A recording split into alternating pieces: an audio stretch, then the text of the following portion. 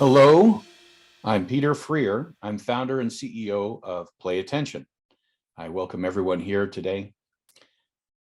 To be certain that you understand what's going to happen today, we're going to share a lot of information about rejection sensitive dysphoria.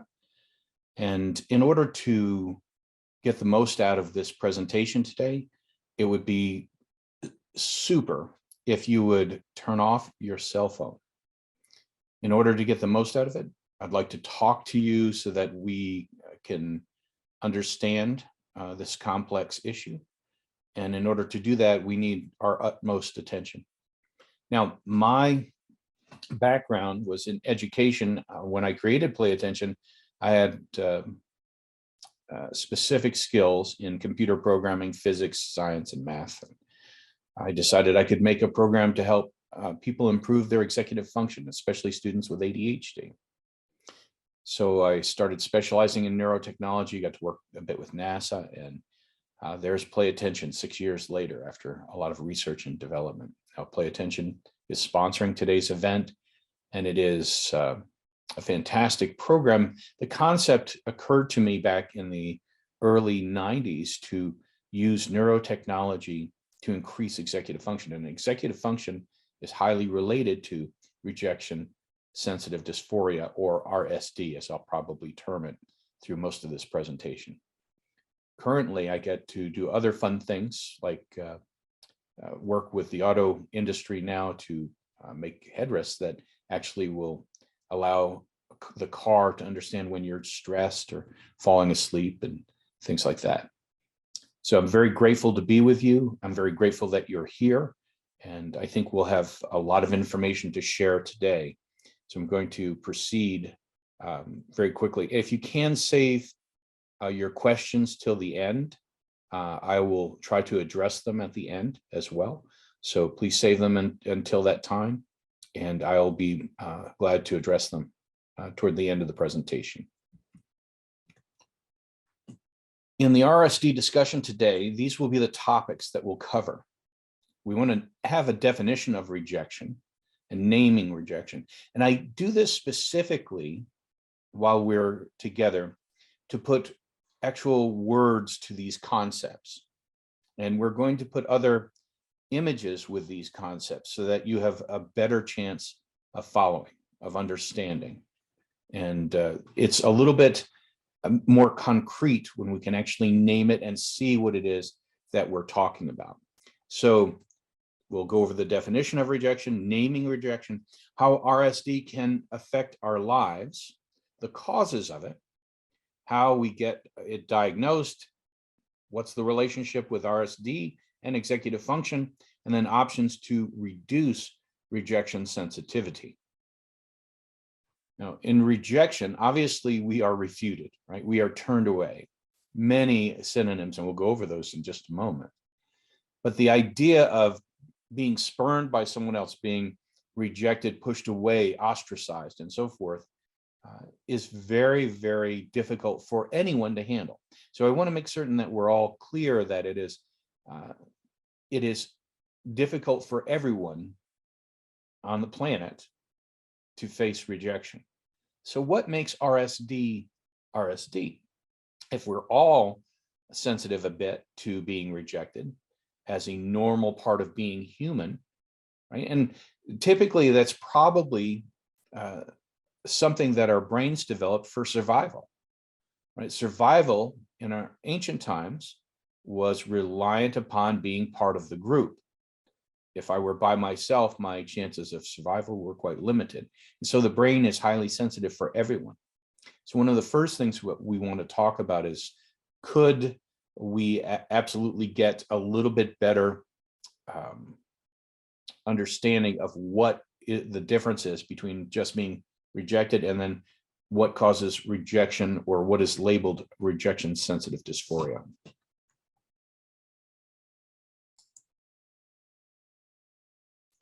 Now, dysphoria, term in psychiatry, it's from a Greek word, essentially. It means it was hard to bear, right?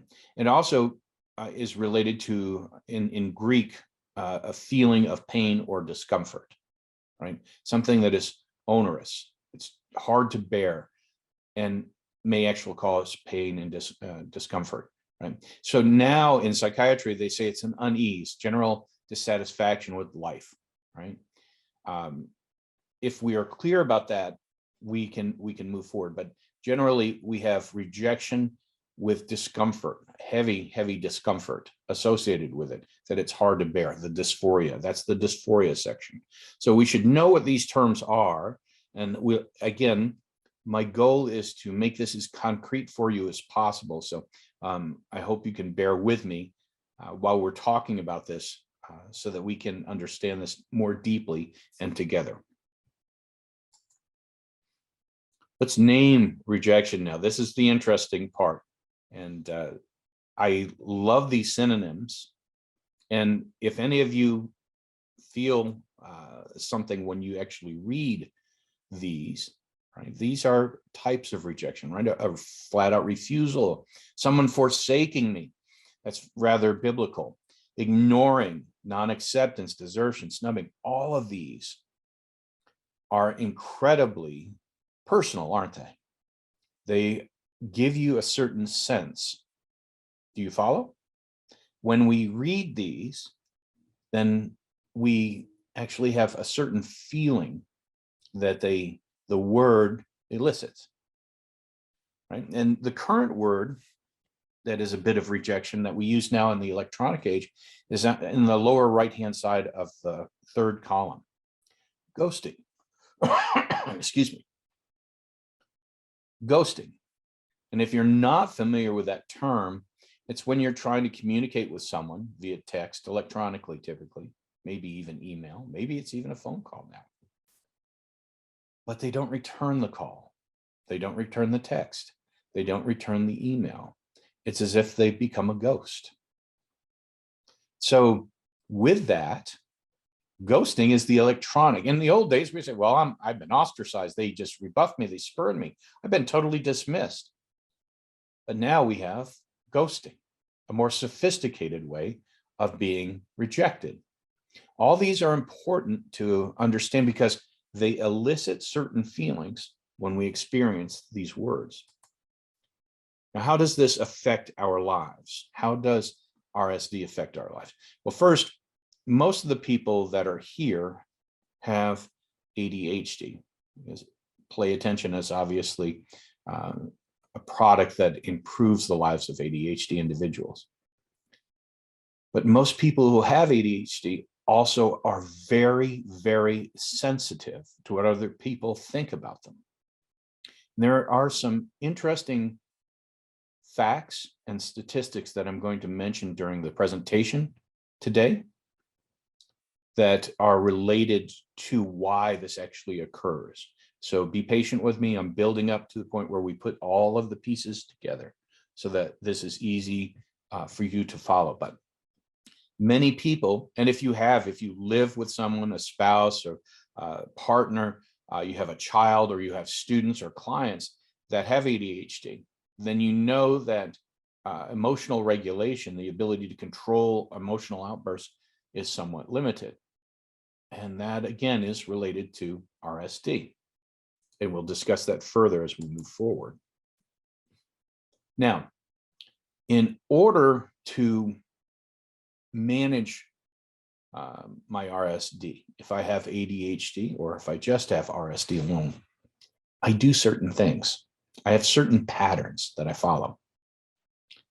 I compensate by overworking. In other words, if I think I might be rejected by my employer, I work day and night for the person, even though it's to the detriment, my detriment of my health and so forth. I will compensate by overworking in order to avoid the rejection. Now, the rejection may be all in my mind, could possibly be real from the employer, but I don't want to face that either way. And so I'll just compensate by overworking. Now, I may also, and if this resonates with you, please type in, I understand this, I do this, this is part of me, this is part of my partner, this kind of thing. So I may try to compensate by making everyone around me well, excuse me, let's go back to setting my standards. This is very, very important. I may try to set standards that cannot be met at all, right? I set standards that are so far above my pay grade, so far above my ability, that no matter what I do, I can't reach them.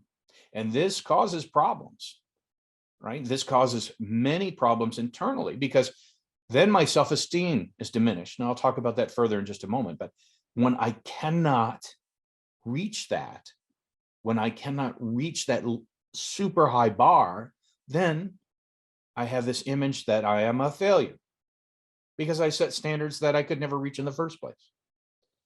Right. So this is very, very important, that to understand these type of patterns that we develop when we have RSD.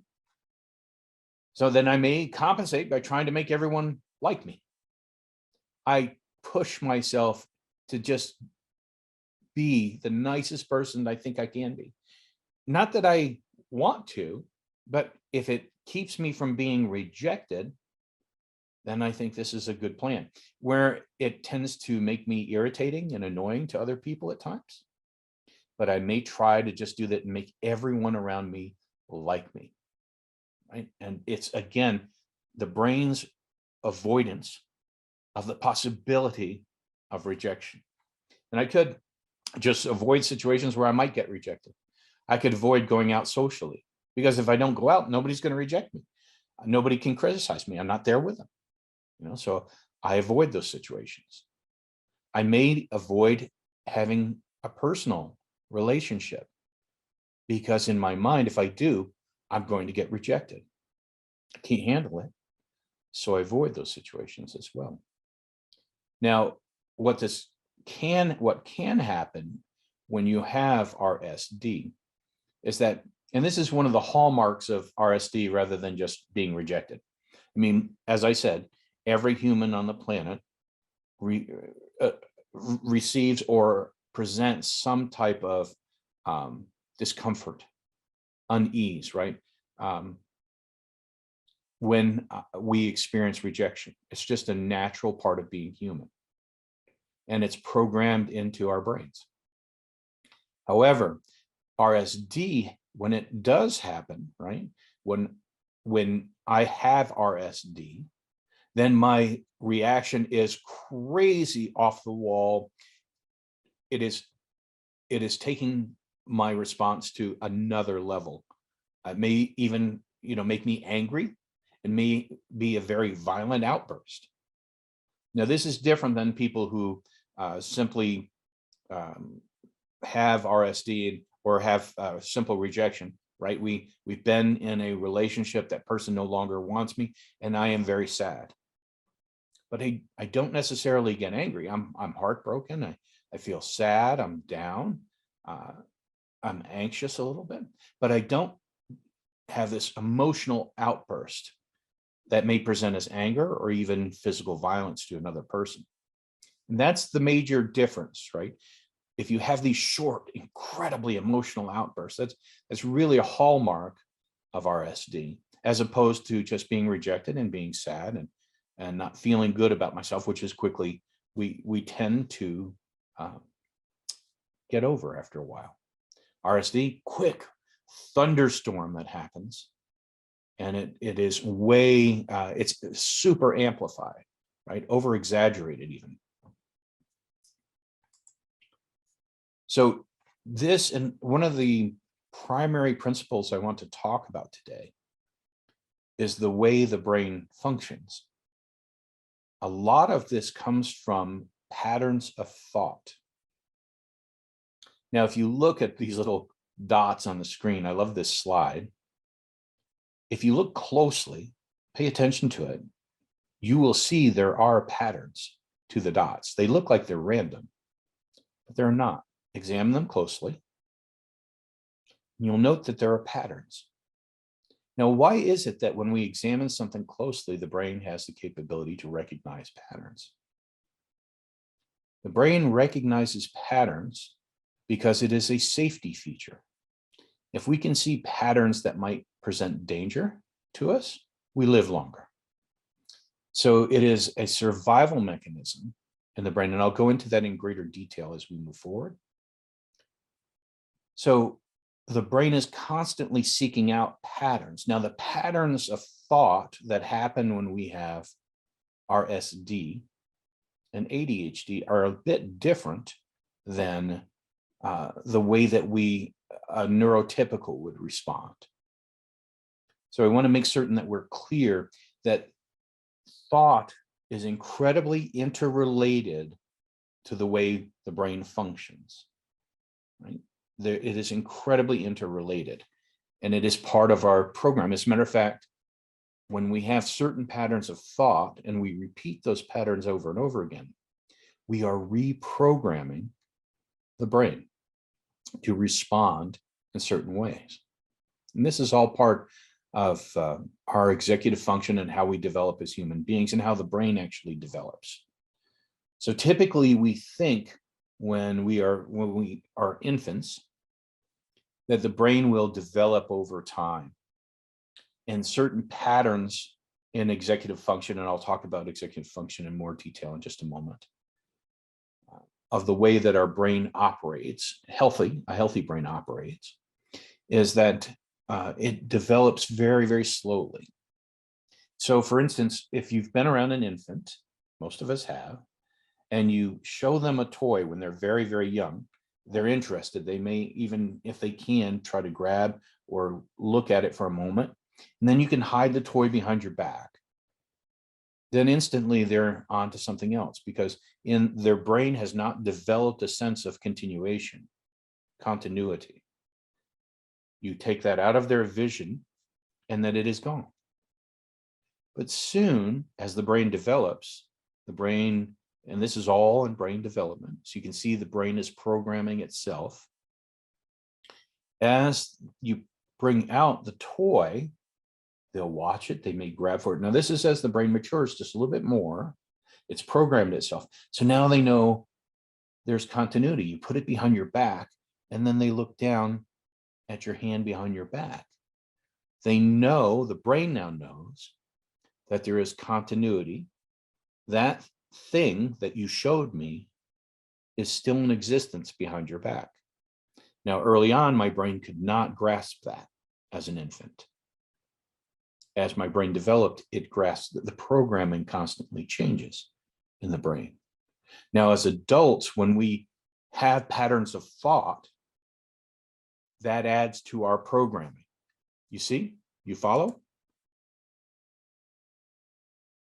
And in this case, when we're talking about it, we are talking about these tapes we play for ourselves over and over and over again. And I'll go through some of these tapes with you that play. If anyone here is old enough to remember when we used tape to record, not digital, but an analog way of doing things in the old days. It is kind of funny, isn't it, that this is so, it's almost like a rotary phone. We use these recordings in our brain, and the recordings, the constant way we talk to ourselves actually is part of the programming that affects the way we function. So now if we picture the brain as a computer, we get to program it. So we are in charge of our own programming. You see? This is very, very important to understand what our possibilities are for reprogramming. You follow? If I just said, okay, RSD is this, you're stuck, there's nothing that you're really going to be able to do. It's not true. That's number one. But number two, we have to understand the mechanisms behind it. And when we understand the mechanism, the wizard behind the curtain, as if we were talking about Oz, when we understand that, then we are able to make changes. And this is the basics of neuroscience. When we can actually understand the way that our brain operates, understand the programming that's going on, we can alter that programming. I hope this makes sense and that you're able to follow. So here are some of the tapes that we play when we're rejected, right? I feel like a failure. And I may actually say this. This would be on that internal tape. I failed again. I tried to make them like me, and they turned me away. They rejected me. I'm a failure again. Now, this tape doesn't happen just once, right? It happens over and over and over again. We play this over and over and over again because it tends to become, here's that pattern that we're talking about. We play it over and over again. This will happen. I keep doing the same things, set a standard way too high for myself, can't reach it. I try to make everyone around me like me, so I'm avoiding rejection. And then I keep playing these tapes when I'm not successful. I keep playing these tapes over and over again. So I am programming the computer by using these words over and over and over again. And this results in social withdrawal. I'm not going to, even the thought of it now can produce incredible anxiety and fear and anger in me if I have RSD. So I just withdraw. That can be an answer, right? If I take my tape and I keep playing it enough, I just become a recluse. I withdraw. I don't have relationships. I avoid them as much as possible. And it may, you notice this next one, it could be a serious fear of being embarrassed and unable to present myself socially because I'm scared, right? So when we are experiencing these tapes over and over in our heads, if I say it long enough, often enough, it becomes reality to me. And then when I feel like a failure, my self-esteem goes up, or goes down, excuse me, my self-esteem goes way down. Because I am all of those things I said. I'm a failure. I've been rejected again. I have tried to make everyone like me and I'm not successful. I'm not going out. I'm staying in. I'm not going to go to the party. If I can work from home where I don't have to look at anyone, I'm going to just do that. And that can lead sometimes, especially with RSD, to thinking about hurting ourselves, all right? If this is happening with you, I'm going to put up a number at the end. I think it is 988, where you can get help and talking to a suicide hotline. You definitely want to not be in that space.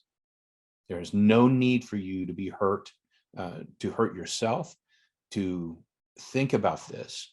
You need to, if you do, I am telling you right now, leave the webinar and go call I believe it's 988, if I'm not mistaken, which is the suicide hotline. So I'll put that up again, all right? But you need to make certain that you don't keep following these patterns. The tapes keep playing. I look for the pattern. And when I look for the pattern, I often am creating the pattern. And I'll talk about that in just a moment. And that's called a self-fulfilling prophecy. We'll talk about that as well. But how many here, just a show of hands, how many people here have absolutely experienced some of these tapes? Now, there are many more tapes than I put here, but how many people here have already done this?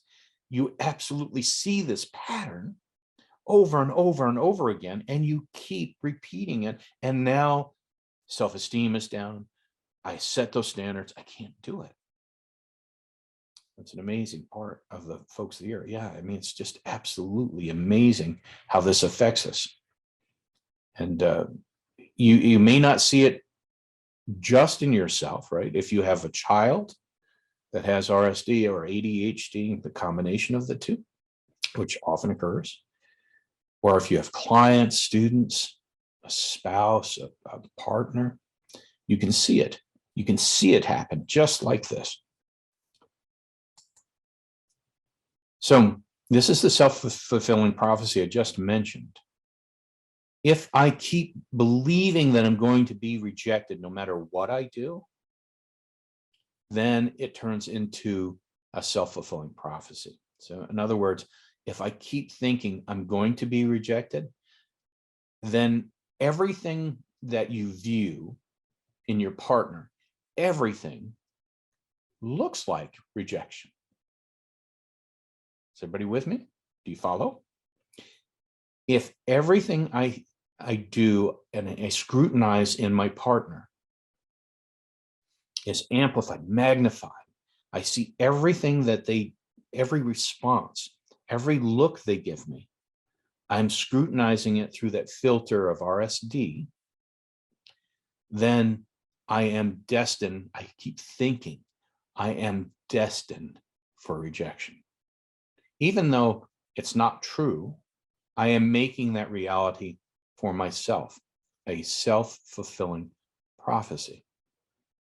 So this is important to realize if you're dealing with this at home with a partner or a child, or if you're a professional, there are things to do now that we understand the programming behind it, and we understand where we can, what we can do and where this is actually happening in each part of their life and how it affects each part of their life.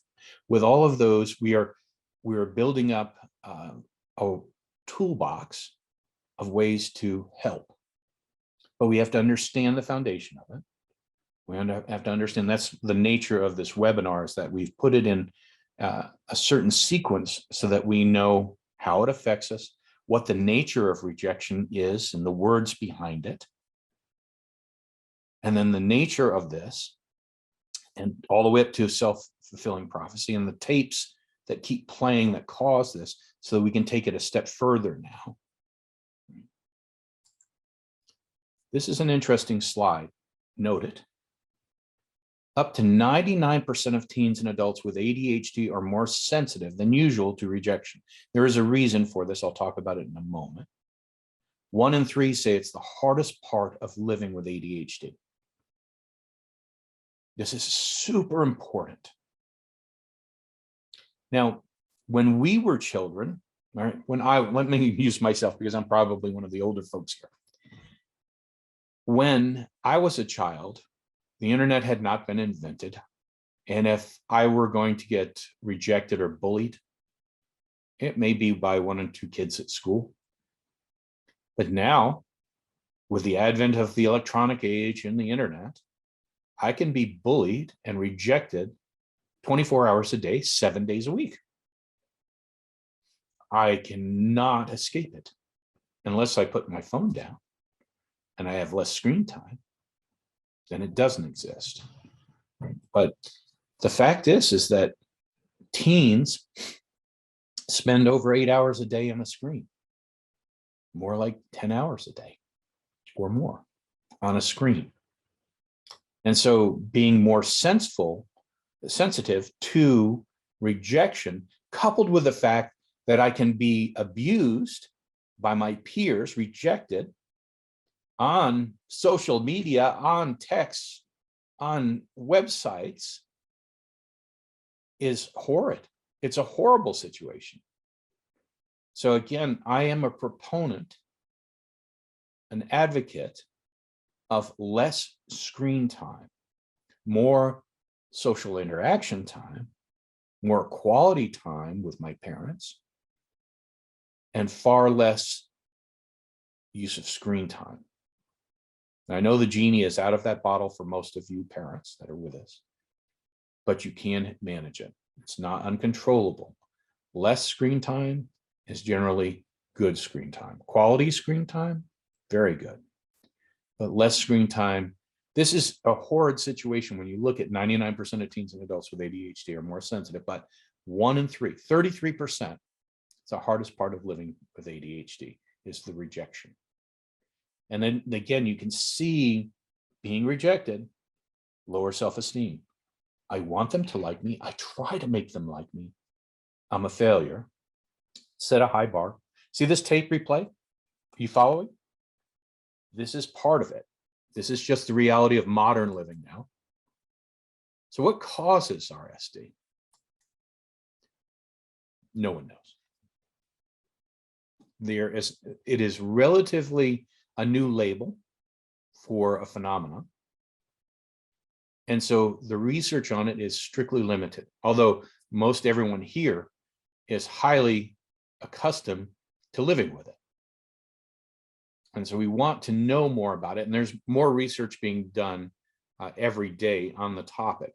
But right now, we don't know. But we do know that if you have ADHD, your nervous system really is hyper focused on and overreactive, just very overreactive.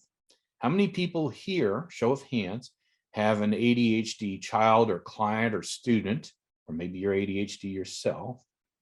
And it's not only that, but you get emotional outbursts that you cannot fathom, and they come out of nowhere, and you think for the oddest things. They're just absolutely offline, hyper exaggerated reactions, emotional reactions that you cannot, as a neurotypical adult, you cannot fathom. That's a lot of people who've raised hands on that. That's an incredible amount. So what we may think, when we set that high bar, right? And someone I mentioned, and I can see in the comments going through, perfectionism. There is a high degree. There's that high bar they set. And when we don't reach that, then they are very reactive in the failing to reach that high bar. And the high bar, let's discuss that for just a moment, because I didn't touch on that deeply. The high bar that is set, is that real? Is that something that's real? Is that really a goalpost that's real that I could go out and kick a ball through? Is it a soccer goal that I could kick a soccer ball into? Right? That does not happen, right? We understand that that is an image. And where is the image stored? Well, the image is stored on the computer. But for me, the image is quite real. I don't live up to that image, but the image is stored on my computer, playing in those tapes over and over and over again. So if it's RSD, the reaction may be more than you could possibly fathom. But remember, this is all coming from those tapes that we keep playing. It all comes from the thought and the words that we've stored in the computer. And we know this is true for ADHD because the average child, the average ADHD child has a brain that is typically 3 years undersized in development. So that's something we found out over many, many years of looking at the gray matter in the brain. And that is typically they are 3 years behind in development as far as brain maturation goes. So when they do experience rejection, so since the channels that are supposed to be in place, and I'll discuss this again as we key up to it just a little more and more, the channels that we have to manage that are not in place yet. And so when they do feel rejection, it stimulates a portion of the brain that is very related to physical pain. So that may be one of the reasons that when they do experience rejection, that they tend to exaggerate or have exaggerated outbursts. Are you following? Now we're still in the segment on what causes it. So in the causes, there are certain advocates that say that genes possibly could cause it, that it is something that is hereditary, in other words, right? You can look at your family tree, and should you look at your family tree, then you can also see that you may have had a mother or father, grandmother, aunts, uncles that have this. Anyone here, this is my personal curiosity? Anyone here see that with genetics at all? Highly interesting. A lot of us here. Excellent. Okay. I was curious, but I think a lot of us see that. This is an incredibly important slide for those who have an ADHD child at home or work with students or clients. ADHD researchers estimate that by the age of 12, child with ADHD that gets 20,000 more negative messages about themselves than other kids their age. Now, this goes back to what I was saying just a few moments ago. We don't just get a couple of smart remarks at school, a couple of criticisms, a couple of rejections. We get them 24/7 and they don't go away. Right? Once they're on the internet, they exist in perpetuity. So it is far different than when someone wrote a nasty note to us that we could throw away. And it's a prolonged period of rejection that we experience. You with? You follow? So again, I'm advocating again for less screen time, more social time, more play time, actual play time, not on a screen, playtime outside, riding a bike, playing tennis, something like that. Because we see that the electronic age has its great benefits, but it also has detriments as well. And we need to be able to realize those and manage them. So how do you get diagnosed? This is a good question. As I said, it is very nascent as far as research is concerned. It's a nascent concept, and it has not received much research. So if you're going in to talk to a counselor about it, they may not be very familiar with it unless they've read a little bit on it. And even then, there's not a lot of information. There's not an abundance of information on it. So their ability to talk to you about it, or even if you go in to see a physician, they may have very limited data on it and don't know what to tell you. So it is rather confusing when you are trying to get it diagnosed because it is such a new concept.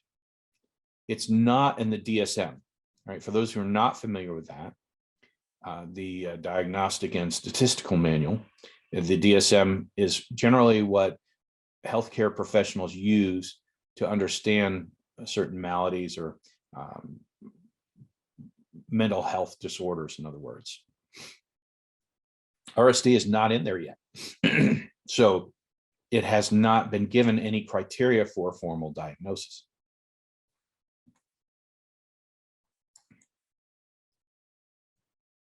So RSD and executive function. Here's where it gets interesting, right? Because if you recall, just a few moments ago, we're talking about the playing of tapes over and over of words, of images that are in my brain, and I constantly repeat them to where they are really ingrained, burned into my consciousness, and it becomes part of me. And then, of course, my response to that may be in a very aggressive, exaggerated emotional outburst. So we want to talk about executive function and how it relates to RSD. And for those of you who know what executive function is, please bear with me on this, right? And I will go through it so that everyone here can have the benefit of understanding. Obviously, the brain is the governor of our emotions. We cannot change how we feel just by wishing away that feeling. You know, we don't have magical thinking. We have magical thinking when we're infants. As adults, we don't have the capability to really believe in magical thinking. I cannot wish away how bad I feel. However, we do have the power to influence the brain's behavior, how the brain responds. We do have that. And that is related to executive function. Now, emotional dysregulation is exactly what we've been talking about. And when you talk about the regulation of the brain to help us have a happy, healthy life, I read a great analogy. Now, the metaphor was like being a remote control for your volume on your TV. When you have good emotional regulation, then it's like your TV being too loud and having a remote in your hand. When my TV is too loud and it's becoming uncomfortable, my wife tells me that all the time, that I listen to TV way too loud. And so to make her more comfortable, she can control the volume. She aims the control at the TV and can lower the volume to make her comfortable. Now, if the TV remained on high volume, she would be uncomfortable. So the remote control is a metaphor for executive function, the ability to control and regulate, right? The ability to control and regulate my emotions. And that volume is actually the volume control that we have in our hand is very similar to what actually happens in the brain. And that's how we regulate ourselves. Now, if executive function is weak, then that it's like not having any batteries or having dead batteries in that remote control. I no longer am able to control the volume. Does everyone follow? It is a very good metaphor to think about how we are able to regulate internally. So if you're able to follow using this kind of metaphor, you have a better understanding of what's happening in the brain in real time. So when you have strong executive function, then you're able to regulate your emotions so that you do not have overly intense feelings about them. I can turn the volume down on it with strong executive function.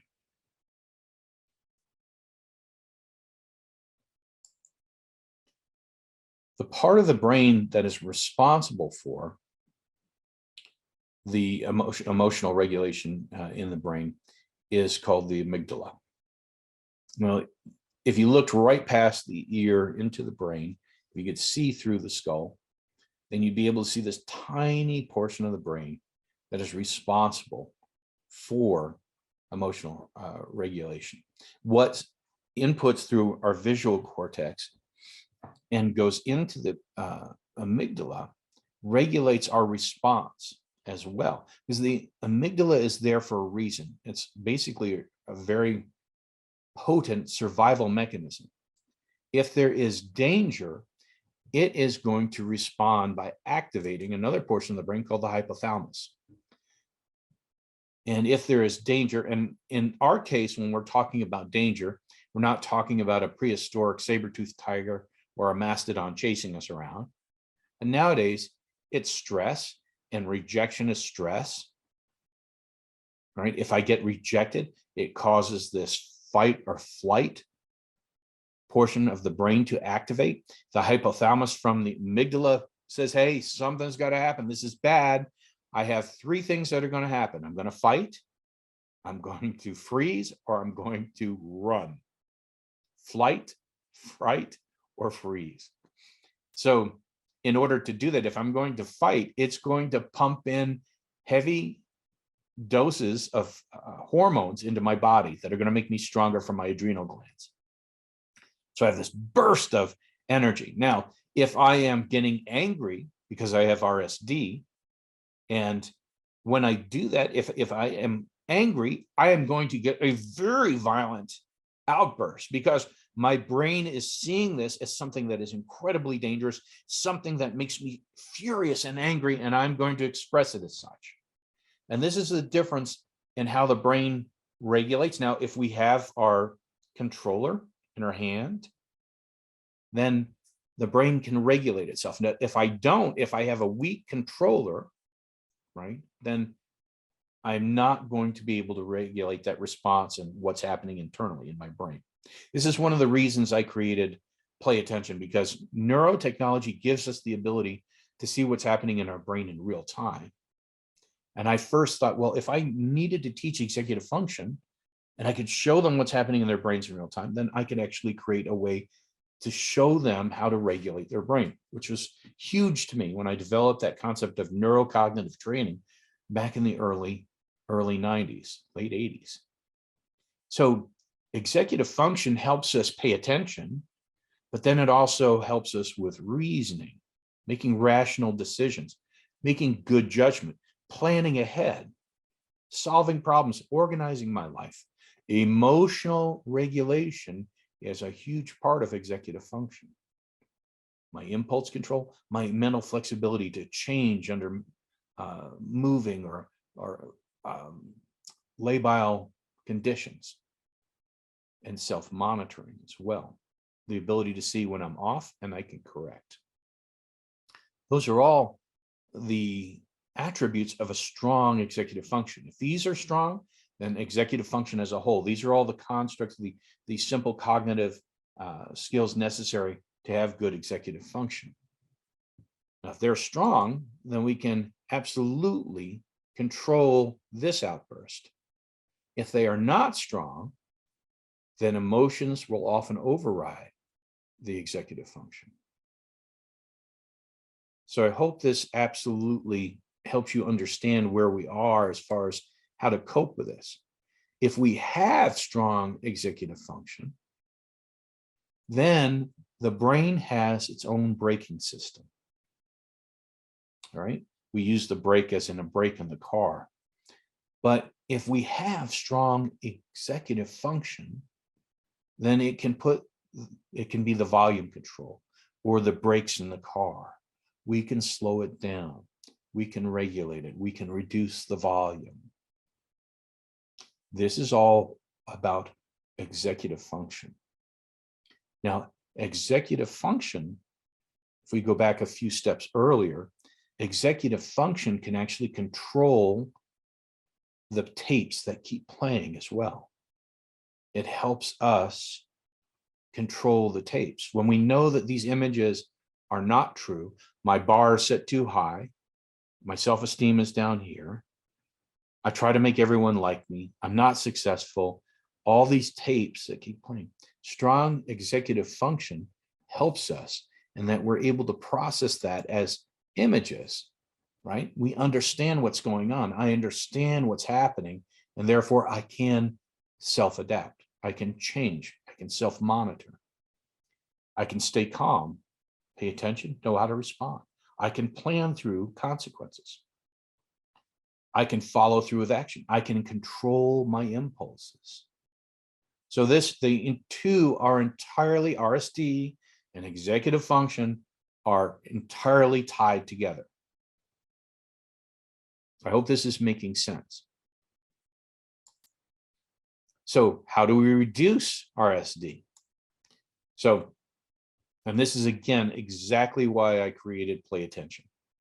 It is to give you the capacity to control the computer that sits behind your eyes, to control the tapes, and allows you to control your emotions so they don't control you. The root cause, if you don't get to the root cause, then nothing is ever going to change. If you keep programming yourself over and over and over again to run these same tapes, to do all those same tapes alter your programming, and that becomes your programming to keep playing the tapes. You see the cycle? If I keep causing that, I cannot make change. So we have to get to the root cause, executive function, strengthen it, so that we can understand. This is why this is coming up again. Play Attention helps you do all of these, and this is exactly why I created it, so that it increased our ability to do this and therefore minimize RSD. If you want to know more about that, there's going to be a huge webinar next week on play attention itself. And you can also have assessments and consultations for free if you want them.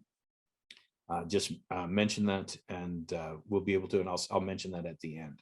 So that will help you understand what play attention can do, because all of these cognitive skills that you see here, if you have weak executive function, all of these are what you need to learn to control. And this is why I developed play attention, why these are in there. I was the first to note that this was tied together, and this is why we do this in play attention as well. We use the neurotechnology here, the body wave armband, that helps you see and control the brain in real time. That's all part of the play attention system. So in controlling it, you also could try therapy. Now, the first thing that I mentioned earlier is that this is so new that many therapists don't even know the term. So limitations in therapy, and according to the Cleveland Clinic, talking with a therapist is not going to help. However, I know that therapists can give you tips and strategies. Now, tips and strategies are not improving your executive function. They may say, well, before you respond, count to 10, something like that. Everyone's heard that, I'm certain. Right? So they can give you those kinds of tips and strategies, but it's not going to make a significant difference, because that's not the root of the issue. Waiting 10 seconds is not the root of the issue.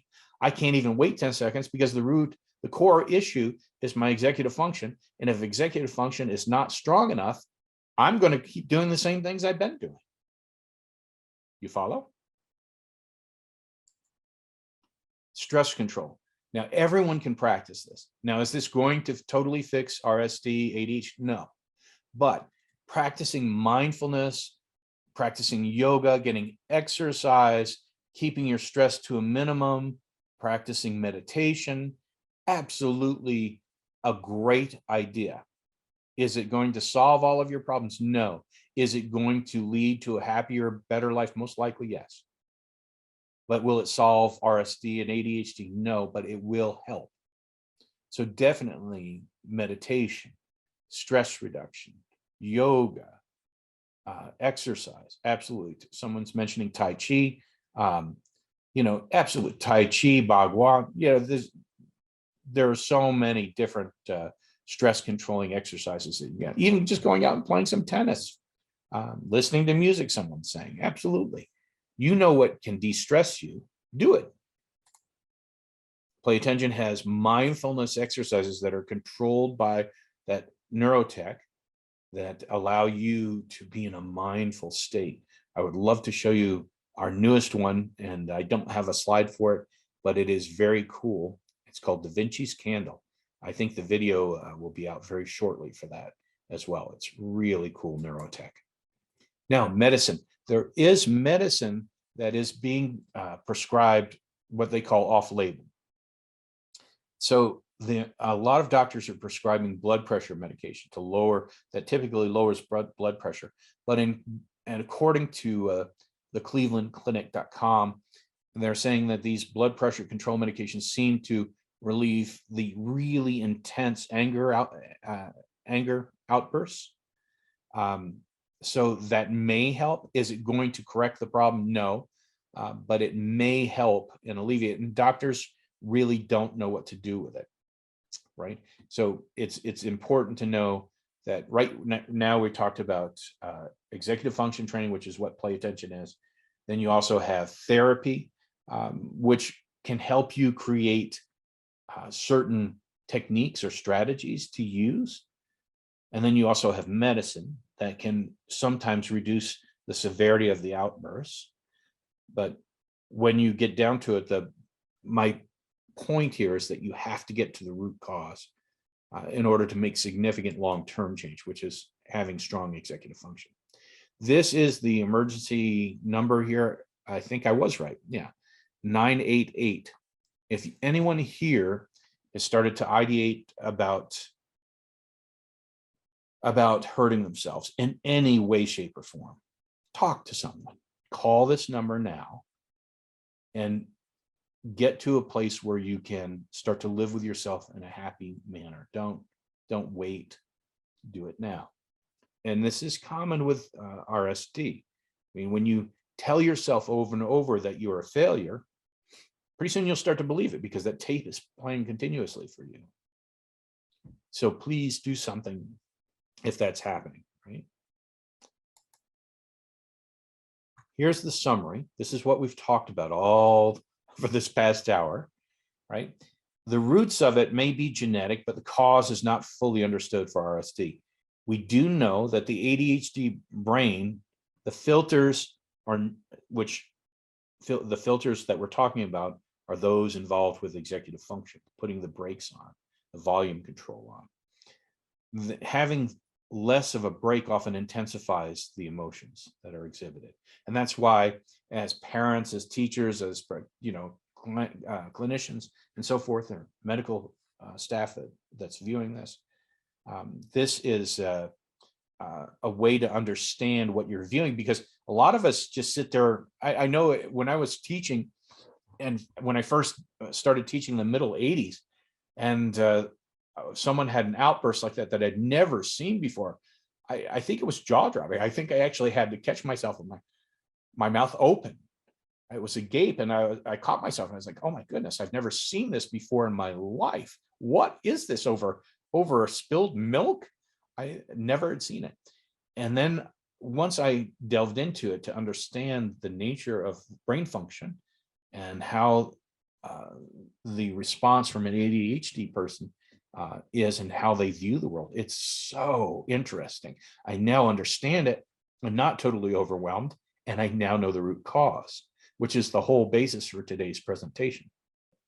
Rejection can cause overpowering emotions that sometimes present as anger. And remember, I said that the mechanism behind this in the brain is the same one that's anticipating pain, physical pain. So it's a very strong mechanism. And you understand how powerful this can be to someone who has that intensified.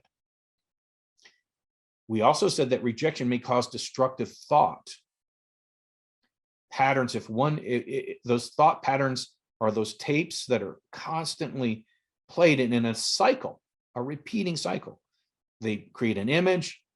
The brain is programmed for that image. The great Bruce has said, the word is rumination. I keep ruminating on these.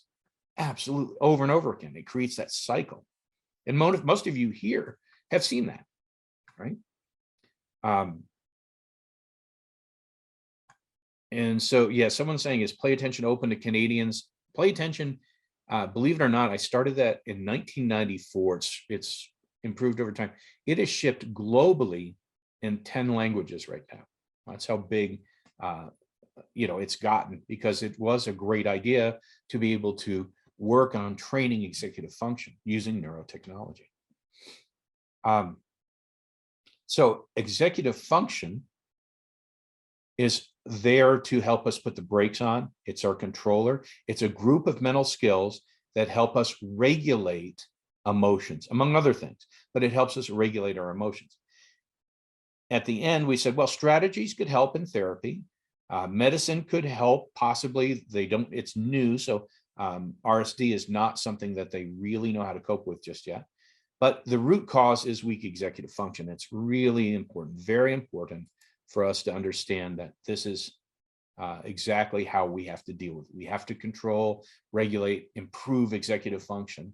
And when we do, we are now in control again. I hope that makes sense.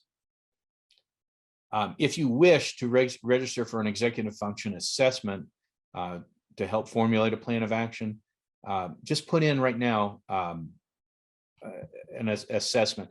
We can send you, we have 2 that are available that are very good. They're not ours, but they are independent, and they are really, really good. So if you want an assessment, just put it in. Someone will contact you via email about getting an assessment. It's pretty easy to do. You can do them all at home or at your office there, and it's not incredibly time consuming at all. So I definitely would recommend that, so you can figure out a plan of action.